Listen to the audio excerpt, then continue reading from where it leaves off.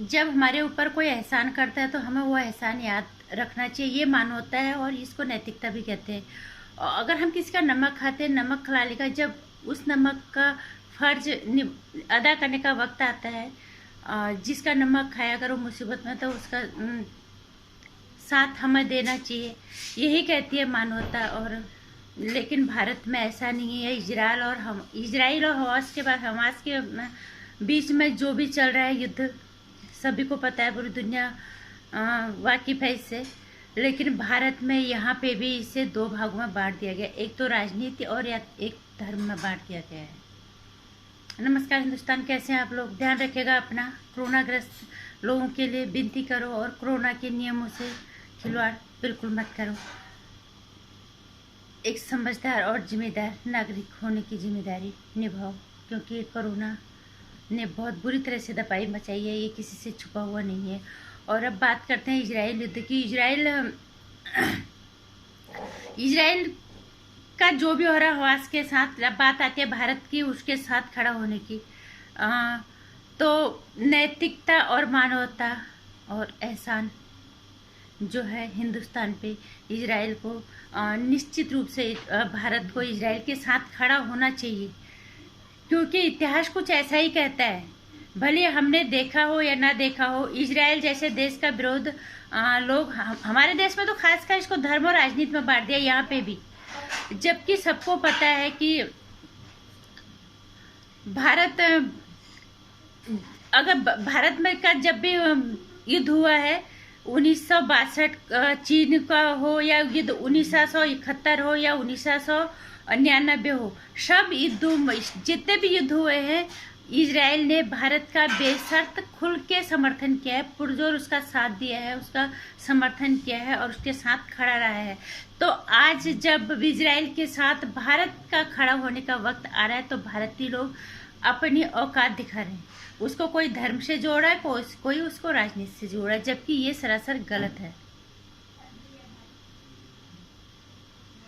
और अगर हमारे अंदर थोड़ा सा भी गैरत होगी, तो हम निश्चित रूप से हमें इजराइल का साथ देना ही चाहिए और उसके साथ खड़ा होना ही चाहिए, क्योंकि मानवता और नैतिकता यही कहती है। जब इजराइल हमारे साथ खड़ा रहता है, तो क्यों भारत आज उसके एहसानों को भूल जाएगा? और यहाँ पे लोग किस किस तरह की बातें कर रहे हैं और क्या कुछ, और सबसे ज्यादा वार हमारे देश में हो रहा है। हमारे देश में फिर वही जातिगत और वही राजनीतिक, इस देश में बाहर का युद्ध कोई करे न करे, आंतरिक युद्ध में लोग जरूर मरेंगे, इतना तो तय है। और इस युद्ध में बीच में आ पड़े हैं कौन? कंगना रनावत और इरफान पठान की लड़ाई बीच में आ गई है। कंगना रनावत ने, इरफान पठान ने ट्वीट किया था इजराइल पे, इजराइल की उन्होंने बुराई की थी, उन्होंने ट्वीट किया कि, लेकिन कंगना ने उनके उसमें पलटवार किया कि इस तरह के जयचंदू के औलाद होते हैं। उन्होंने कुछ ऐसे ही लिखा था कंगना रनावत ने, और उन्होंने एक बात उन्होंने सही की, क्योंकि इरफान पठान को इजरायली हमला बुरा लग रहा है मुस्लिम कंट्रीज पे। इरफान पठान को पता होना चाहिए भारत यहीं पे पैदा हुआ है, यहीं पले बड़े हैं, यहीं उन्होंने सफलता के मुकाम को देखा है। तो बंगाल में जब इतने हिंदू मारे गए, तो तब उन्होंने क्यों कुछ नहीं बोला? अगर हिंदुस्तान इस तरह का भेदभाव करने वाला होता, क्या इरफान पठान सफलता के इस मुकाम पे जाता? बड़ोदरा के एक छोटे से गली से क्रिकेट खेल के निकले इरफान पठान, वो खुद ही बोलते कि मस्जिद में रहे हैं, उसी में उनका पालन पोषण खेलना कूदना सारा वही हुआ है। उन्होंने सफलता के किस मुकाम को देखा है? ये किसी से छुपा नहीं है, अच्छा खासा नाम और मुकाम उन्होंने हासिल किया है। तो क्या भारत में अगर कोई इस तरह का गलत गतिविधि होती है, क्या उनको उनका साथ नहीं देना चाहिए? ठीक है, उन्होंने अपनी बात कह दी कि मानवता के आधार पे कह रहे हो, तो यहाँ पे भी मानवता, हिंदू भी तो मानव है, क्या हिंदू मानव नहीं है? कंगना रनावत ने ट्वीट में जब लिखा था कि ऐसी जयचंदू की औलाद होती हैं भारत में, जब भारत मुसीबत में आता है, या भारत इस तरह के लोग भारत में है, ये उन्होंने लिखा है, तब इरफान पठान ने पलटवार किया कि उन लोगों से मैं बात करना पसंद नहीं करता, या कुछ ऐसे लोग भी बोलने लगे जिनका अकाउंट सस्पेंड कर दिया गया। इस तरह की बाहर के देशों में जो हो रहा लड़ाई वहां हो रही है, लेकिन यहाँ इस तरह का वार हो रहा है। यहाँ धर्म और राजनीति इतनी बुरी स्थिति में आ चुकी है ना कि ये देश को किसी बाहर वालों को अब वार करने की जरूरत नहीं पड़ेगी। ऐसी इस देश में लोग आपस में लड़के इस तरह से मर जाएंगे। जबकि मैं यहाँ पे कहना चाहूंगी कि इरफान पठान की गलती जड़े बड़ी हैसियत बन चुके हैं, बहुत बड़ी शख्सियत, बहुत बड़ा नाम उनका बन चुका क्रिकेट जगत में। लोग उनको कितना प्यार उनको हिंदुस्तानी लोगों ने ही दिया। एक छोटी सी जगह से लेके बड़ोदरा की गलियों से निकल के कहाँ तक वो पहुंचे। क्या हिंदुस्तान में अगर किसी के साथ कुछ गलत होता उनकी जिम्मेदारी नहीं बनती? जब बंगाल में इतने हिंदू मारे गए वहां पे उनका ट्वीट क्यों नहीं आता? बात तो कंगना रनावत ने सही की, लेकिन बात करने के तरीके होने चाहिए। कंगना रनावत का ट्वीट अभी ट्विटर अकाउंट जो है सस्पेंड कर दिया गया है, सबको पता है क्यों किया है। जब मैं एक बात मैं कहना चाहूंगी, अगर आप किसी मुकाम पे पहुंच जाते हो, आपका एक नाम हो जाता है, लोग आपको अनुसरण करना शुरू कर देते हैं, तो आपकी जिम्मेदारी बनती कि आप सही शब्दों का इस्तेमाल करो, विरोध करो तरीके से, ताकि आप ये ना लगे कि आपके साथ साथ आपकी परवरिश गलत है, आपके संस्कार गलत है, आपकी संस्कृति गलत है। विरोध की तरीके से करो। ये कहीं से ये ना लगे कि आप नफरत फैला रहे हो, किसी कहीं ये ना लगे कि आप गाली गलौज कर रहे हो। सही तरीके से विरोध करो। आप सही तरीके से करोगे तब भी वो विरोधी होगा। अगर आप गाली गलौज करोगे तो आप लोग आपको ही उल्टा सीधा बोलेंगे। नतीजा जब हुआ कि ट्विटर ने आपका जो अकाउंट सस्पेंड किया, इसी वजह से किया। आपको पूरा अधिकार है इस देश में जो भी गलत हो रहा है उसके खिलाफ बोलने का। आप बोलते भी, खुल के बोलती है, लेकिन इस तरह से मैं कहना चाहूंगी सभी को भी, जो भी बड़ी हस्ती बन जाती है उनको कम से कम इस चीज का ध्यान रखना चाहिए कि हम क्या बोल रहे हैं, क्या नहीं बोल रहे, और क्या इसका क्या फर्क पड़ेगा आगे।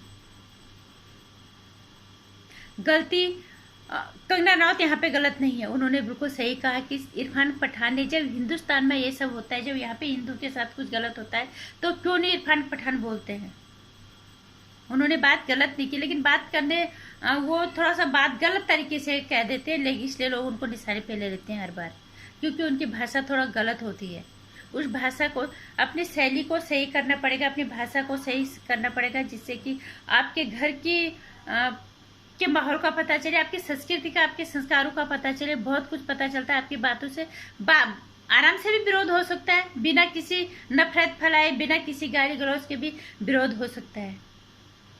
और बात रही इरफान पठान की, इरफान पठान ने भी गलत किया। अगर उनको मुस्लिम कंट्रीज के साथ जो भी हो रहा है, उनका दर्द अगर उनको है, तो इस हिंदुस्तान में जहाँ पे उनको इतना नाम और मुकाम हासिल हुआ, इतना कुछ उन्हें इस देश से मिला, जब यहाँ पे हिंदू के साथ कुछ गलत होता है तो वो क्यों नहीं वहाँ पे खुल के बोलते। उनको हिंदुस्तान में प्यार देने वाले सबसे ज्यादा संख्या हिंदू की है, ये उन्हें पता होना चाहिए। है तो ये बात गलत ही इरफान पठान की। जब उनके लिए बोल रहे हैं तो इनको हिंदुस्तान में भी अगर हिंदू के साथ कुछ गलत हुआ, जो बंगाल के सबके सामने है, कितने लोग मर गए, कितने लोग बेघर हो गए हैं इस चुनाव के बाद। अगर इरफान पठान को उनका दर्द है तो इसका हिंदुस्तान में के अंदर उन्हें इनका भी दर्द होना चाहिए, क्योंकि इसी हिंदुस्तान की जमीन को में उन्हें इतना मुकाम हासिल हुआ है। बात कंगना रनावत ने गलत बिल्कुल नहीं की, लेकिन उनका कहने का तरीके गलत होते हैं, इसलिए उनका जो ट्विटर अकाउंट है वो सस्पेंड कर दिया गया। और इरफान पठान को भी मैं कहना चाहूँगी कि आपको भी जिस देश में पैदा हुए, पले बड़े, इस मुकाम तक आप गए, आपको भी उस देश का भी आपको दर्द होना चाहिए। और बाकी भारत देश में तो अब भगवान ही मालिक है, क्योंकि यहाँ पे युद्ध वहाँ हो रहा है, लेकिन गृह युद्ध यहाँ पे हो रहा है। आधे लोगों ने इसको धर्म में बांट दिया, आधे ने इसको राजनीति में बांट दिया, दूसरे देशों के लिए भी, बजाय उसके खुल के समर्थन देने के बजाय। सबको पता है कि बंगाल में क्या हुआ है। किसी ने वो उन हिंदू को क्यों, अगर तुम जात पात की राजनीति नहीं करते तो फिर उन हिंदू के खिलाफ सबने एकजुट होकर आवाज क्यों नहीं उठाई कि उन हिंदुओं के साथ गलत हुआ है। किसी को हिम्मत नहीं है। यही एक चीज आएगी एक दिन, धर्म और राजनीति, यही एक ऐसा माहौल बनेगा कल को कि भारत के अंदर ही लोग आपस में ही मर जाएंगे और ये देश ऐसे खत्म हो जाएगा, ये तो तय है। बाकी भी अभी मैं ये कहना चाहूँगी कि हमारे देश में आप कोई भी बड़ी हस्ती कुछ सीखने लायक रहे नहीं गया, लेकिन अपने दिमाग से फिर भी मैं सबको एक ही बात कहना चाहूँगी, अगर आप कहीं पे एक मुकाम पे पहुँचते हो तो आपकी एक जिम्मेदारी बनती है। आप एक पब्लिक फिगर हो जाते हो, लोग आपका अनुसरण करते हैं, आपको उस चीज़ का ध्यान रखना पड़ेगा कि हम किस तरह की भाषा का इस्तेमाल कर रहे हैं और इसका क्या फ़र्क पड़ेगा और क्या संदेश जाएगा देश में। कंगना रनावत की जगह गलत नहीं है, लेकिन उनका कहने का तरीका कई जगह हमें भी वो गलत लगता है। उन्हें इस चीज़ का ध्यान रखना चाहिए और इरफान पठान जैसे लोगों को भी इस चीज़ का ध्यान रखना चाहिए कि जिस हिंदुस्तान में उन्हें इतना कुछ मिला, उनके पक्ष में भी उस देश के लिए भी उन्हें दर्द होना चाहिए। नमस्कार। आप लोगों को क्या लगता है? मुझे तो व्यक्तिगत रूप से मुझे लगता है कि अगर हमारे ऊपर किसी का एहसान है तो हमें वो एहसान जब वक्त आता है तो हमें उस एहसान